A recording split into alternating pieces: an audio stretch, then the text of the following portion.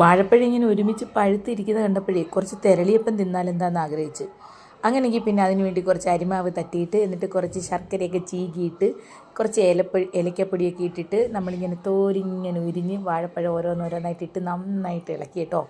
പിന്നെ പ്രത്യേകം ശ്രദ്ധിക്കണം, വെള്ളം ഒഴിക്കരുത്. വെള്ളം ഒഴിച്ച് കഴിഞ്ഞാൽ പിന്നെ പായസം ഉണ്ടാക്കാനേ കൊള്ളത്തുള്ളൂ. വെള്ളം ഒട്ടുമില്ലാതെ ഇതെല്ലാം കൂടെ നല്ല രീതിയിൽ മിക്സ് ചെയ്തെടുക്കണം. കുറച്ച് തേങ്ങ ചെറിയ ചെറിയ പീസാക്കി, ഉണക്കത്തേങ്ങ പീസാക്കിയത് ഇട്ടിട്ട് വൃത്തിക്ക് നല്ല രീതിയിൽ അതിനെ നന്നായിട്ട് കുഴച്ച് നല്ലൊരു മയപ്പരുവത്തിലെത്തിക്കണം.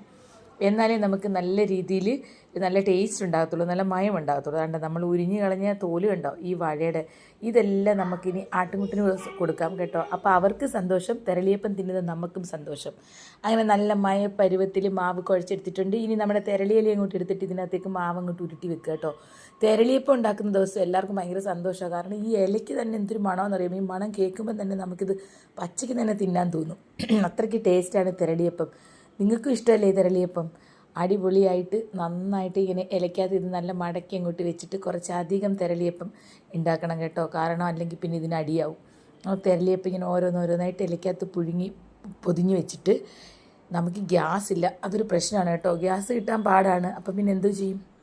പിന്നെ അമ്മയെ തോപ്പിക്കാനാവുമോ?